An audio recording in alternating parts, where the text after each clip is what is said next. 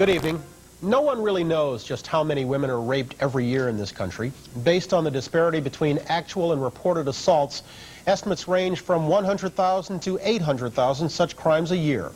Whatever the number, experts agree that the psychological trauma is often more devastating than the physical toll. Tonight, Lisa Rudolph explores a promising but emotionally painful therapy that offers new hope to women trapped in a nightmare. I don't know how I'm ever going to live through this. I just don't see how I'm ever going to get out of here. Sherry Williams is trying to come to grips with something that has tormented her for years. What she's doing could be a breakthrough for millions of women. And I just wanted to go away. I was afraid. Sherry couldn't walk the streets in broad daylight. Everybody looked like a potential threat. Even church was terrifying. I just got that feeling of, I can't stay here.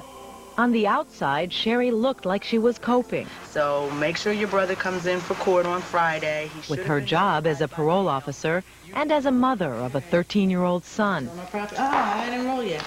But inside, she was falling apart because of a traumatic event that happened 2 years ago in her home. I woke up and I just got a vision that somebody was standing outside my bedroom door. I just assumed this was somebody that was coming to rob the house. But he told me to lie down on the bed. He had taken my hands one at a time and put handcuffs on my hands. And that's when I realized he's here to rape me. So he raped you? He raped me. That's when he started putting the gun to my head. He would lean over and just press that gun up against my head and say, you know, be quiet, don't talk. Did you feel like this was it? I really did think this was the second. This is the moment he's going to kill me now. And I just started to pray. I thought, you know, Lord, take my soul. After he raped her, Sherry's assailant went down these stairs looking for money. And at that moment, it occurred to me that there was a window right outside the door. In her nightgown, hands cuffed behind her back, Sherry ran down the hall to an unlocked window. She heard the rapist coming back up these stairs. So I'm thinking, you have 3 seconds. She managed to pry the window open and jump out. And I must have crumpled to the ground a few seconds after I hit the ground. It took 8 weeks to recover from the severe bruises on her feet and fractures in her legs, but the real pain was only beginning. I basically had no life. That's the way I felt. And at a point in time, I cried and told myself, why did you jump out of that window and save your life if this is how you're going to live? You have no life. Sherry moved out of the home where she was raped, but the attack still haunted her. Everyday activities became impossible. She never knew what would trigger the memory. You were desperate for help, basically. Right. I realized he came here to rape me. When traditional rape counseling didn't help, Sherry turned to Dr. Edna Foa, a renowned psychologist who discovered that women who survive rape suffer just like soldiers who survive war. What made you think that rape victims and combat veterans suffered the same kinds of disorders? The symptoms are the same symptoms. Symptoms like flashbacks, nightmares, anxiety. In fact, Foa estimates that half of all rape victims are suffering from post-traumatic stress disorder 3 months after the attack, and 1 in 7 are still suffering years later. Who are the rape victims that get it? We think that the ones that are pushing it away, the ones that don't talk about it. He's moving toward me, and I jump up out of the bed, and I'm just screaming and screaming and screaming. And I see he has a gun in his hand. He's pointing this gun at me.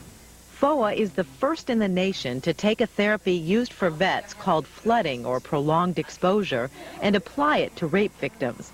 The idea is to get them to confront their fears head-on by reliving the trauma over and over. Foa says of the women who've been raped and treated with flooding, 80% show improvement after only 5 weeks of therapy, a remarkable claim considering many of these women have suffered post-traumatic stress for years. You really think that you can solve it in that short a time period? We're not talking really about absolute cure. We're talking about making their life much easier. You don't have to be afraid that the memory is going to control you because you can control the memory. Dateline was given access to these videotapes of Sherry's intense twice-weekly sessions with therapist Blanche Freund. Put your head back, close your eyes. In her first session, Sherry starts the story without emotion. Listen to the flatness in her voice. And he leans over, he's laying on top of my back and puts this gun to my head, and he's pressing it into my temple, and he's telling me, you know I could kill you, you know. But by the end of the story, she begins to cry. The memories are too painful. I don't want to do this anymore. As Sherry grows upset, Dr. Freund tries to comfort her, but Sherry becomes hostile. I hate you. I didn't do this to you. By the second session, Sherry's back where she started when she talks about the rape. Listen to how remote she is.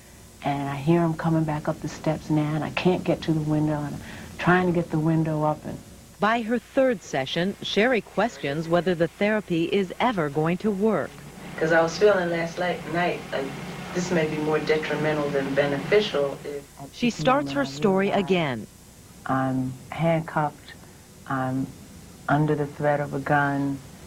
I'm in a situation that I can't get out of now. She can talk about the terror of the rape, but it's only words. She's still holding back her emotions. Yeah, I'm not really getting any feeling. Sherry has reached an impasse. She's questioning the therapy, and she's battling the homework assignments, like going to crowded public places. Since Sherry was attacked from behind, being any place with people behind her was terrifying. And she had to listen to audio tapes of her sessions while at home. I was afraid to listen to them. There were times when I'd have to turn them off in the middle. I couldn't even listen to them all. Your heart was pounding. My heart was pounding, my palms were sweaty, my stomach was in knots. It would give me headaches. It would just wear me out. I couldn't do it.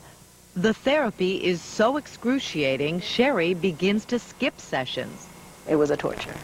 I'd drive up to the hospital, and I'd slow down, and I'd drive right on by. I couldn't stop. I couldn't go.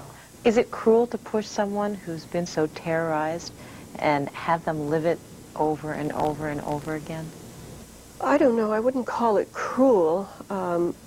We're encouraging them to experience what's in their memory that they've effectively pushed down. We're not creating any monsters for them. They have those monsters there. Sherry kept at it. Finally, during the fourth session, a dramatic breakthrough, just a few weeks after she began. This is the fear that I'm going to be raped again. I don't want to have to get over another rape. It turns out, back when Sherry was in college, a man dragged her into the woods and raped her. It was only when she was raped a second time that the trauma of the first attack came flooding back. I'm not supposed to be raped 2 times. I'm thinking I can't take this anymore. I can't hold myself together for another second. And if I start fighting him, then he's going to kill me.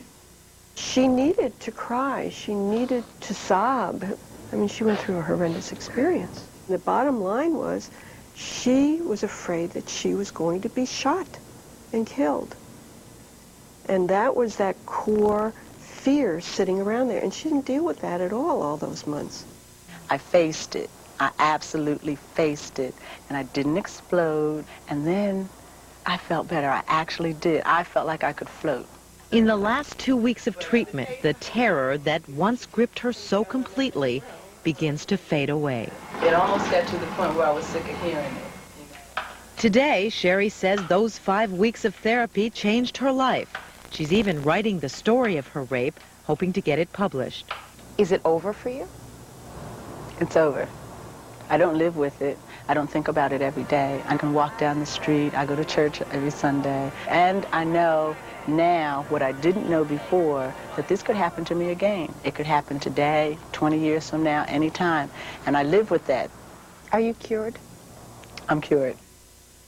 Edna Foa and her colleagues have been treating women like Sherry for 8 years now as part of a federally funded study at the Medical College of Pennsylvania in Philadelphia. Now Edna's hoping to bring her brand of therapy elsewhere. She's training workers at one local rape crisis center now and says they should begin treating women next month.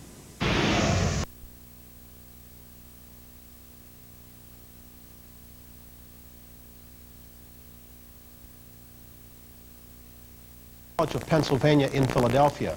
Now Edna's looking to bring her brand of therapy elsewhere. She's training workers at one local rape crisis center now and says they should begin treating women next month.